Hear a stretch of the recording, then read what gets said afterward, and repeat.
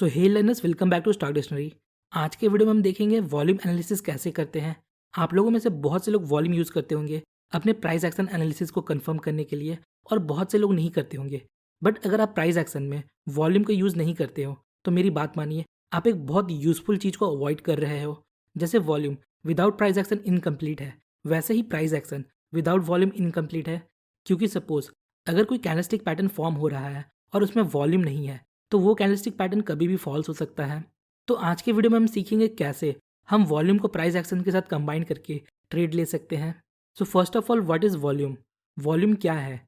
Volume का मतलब होता है the total number of shares traded in a specific time period. Suppose हमने डेली टाइम फ्रेम सेट किया है, और जब हम चार्ट पर वॉल्यूम अप्लाई करते हैं तो ये कुछ इस प्रकार दिखता है। हमारे पास कुछ बार सामने आते हैं, तो एवरी सिंगल कैंडल 1 डे का है और उसके साथ एक वॉल्यूम बार है। तो ये बार बताता है उस एक दिन में कितने नंबर ऑफ शेयर ट्रेड हुए हैं। अगर टाइम फ्रेम 1 आवर का होता तो ये बार बताता कि 1 घंटे में कितने नंबर ऑफ शेयर ट्रेड हुए हैं। नेक्स्ट, अब देखिए, ये बार्स आपस में छोटे बड़े हैं। छोटे बार्स का मतलब वॉल्यूम लो है, उस पर्टिकुलर टाइम पीरियड में ट्रांजेक्शन कम हुए हैं। और बड़े बार्स का मतलब वॉल्यूम हाई है, मतलब उस पर्टिकुलर टाइम पीरियड में ट्रांजेक्शन ज़्यादा हुए हैं। अब इस चीज़ को ध्यान से समझिए। In the world of technical analysis, volume और प्राइस, ये दो चीज़ें ही लीडिंग होते हैं, मतलब हमें फास्ट सिग्नल देते हैं। और बाकी जो भी इंडिकेटर्स है वो लैगिंग है, मतलब जो लेट सिग्नल देते हैं। इसके पीछे का रीज़न एकदम सिंपल है। देखिए, जो भी इंडिकेटर आप यूज़ करते हो वो या तो प्राइस से बना होता है, या वॉल्यूम से बना होता है, या वॉल्यूम और प्राइस को मिक्स करके बनता है। तो पहले प्राइस और वॉल्यूम में सिग्निफिकेंट चेंजेस आते हैं, फिर इंडिकेटर उन्हें रीड करता है और उनके बेस पर आपको सिग्नल्स देता है। तो अगर आप वॉल्यूम और प्राइस एक्शन पर फुल फोकस और डिटेल स्टडी रखते हो तो लिटरली आपको किसी भी इंडिकेटर को देखने की ज़रूरत नहीं है। तो वॉल्यूम और प्राइस एक्शन को कंबाइन करके ट्रेड कैसे लेते हैं, उसके कुछ रूल्स देखते हैं। Number 1, trade breakout with volume confirmation. मतलब अगर आप चार्ट पैटर्न्स या ब्रेकआउट पर ट्रेड लेते हो तो आप वॉल्यूम का यूज़ करके अपने एक्यूरेसी को बढ़ा सकते हो और फॉल्स ब्रेकआउट या फॉल्स ब्रेकडाउन से बच सकते हो। आइए एग्जाम्पल की हेल्प से समझते हैं। लेट सपोज हमें चार्ट पर एक असेंडिंग ट्राइंगल पैटर्न स्पॉट होता है। नाउ अब हम ब्रेकआउट का वेट कर रहे हैं। नेक्स्ट, यहाँ एक ग्रीन कैंडल रेजिस्टेंस लेवल को ब्रेक करता है। अब देखिए, जेन्युइन ब्रेकआउट को कैसे आइडेंटिफाई करना है, इस पर मैंने ऑलरेडी डिटेल वीडियो बनाया है, जिसमें से एक टेक्निक है वॉल्यूम।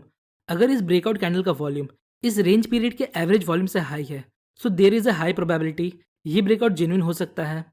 नेक्स्ट, यहाँ देखिए, ये हमारा रेजिस्टेंस लेवल है। चूंकि प्राइस इस लेवल को हिट करता है और यहाँ से रिवर्स हो जाता है। अब देखिए, प्राइस वापस इस लेवल को अप्रोच करता है और रेजिस्टेंस लेवल को ब्रेक कर देता है।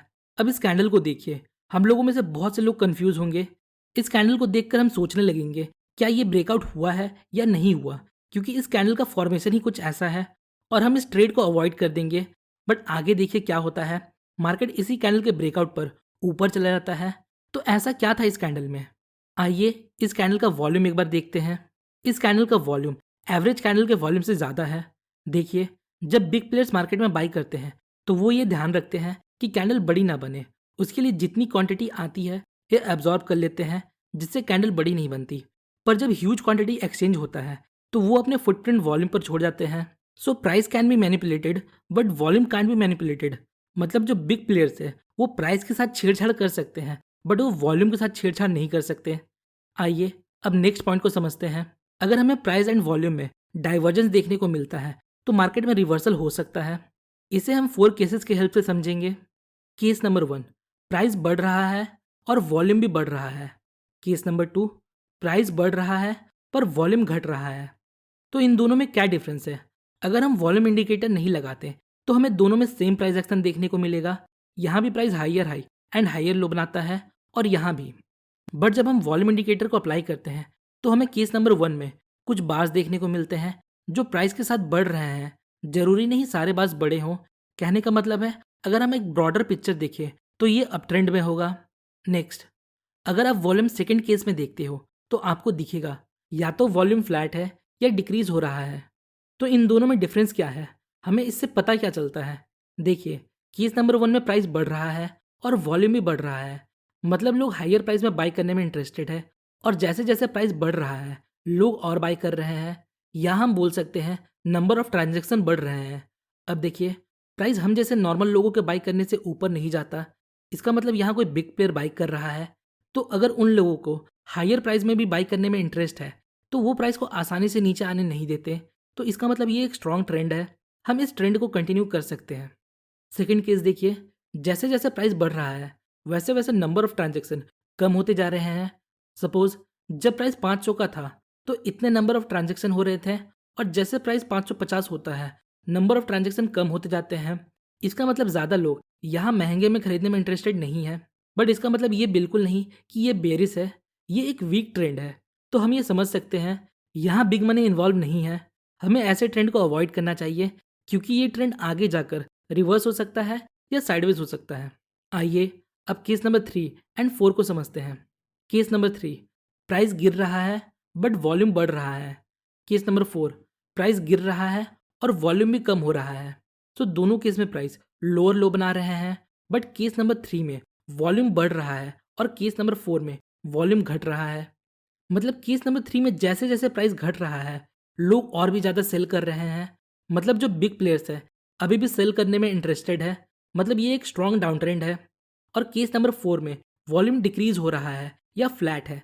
मतलब जैसे जैसे प्राइस घट रहा है लोगों का सेलिंग इंटरेस्ट खत्म होते जा रहा है। सपोज जब प्राइस 100 का था तब सेलिंग ज़्यादा हो रहा था, और जब प्राइस 90 हो गया तो सेलिंग कम हुआ। इसका मतलब बिग प्लेयर्स अब इसे और नीचे ले जाना नहीं चाहते।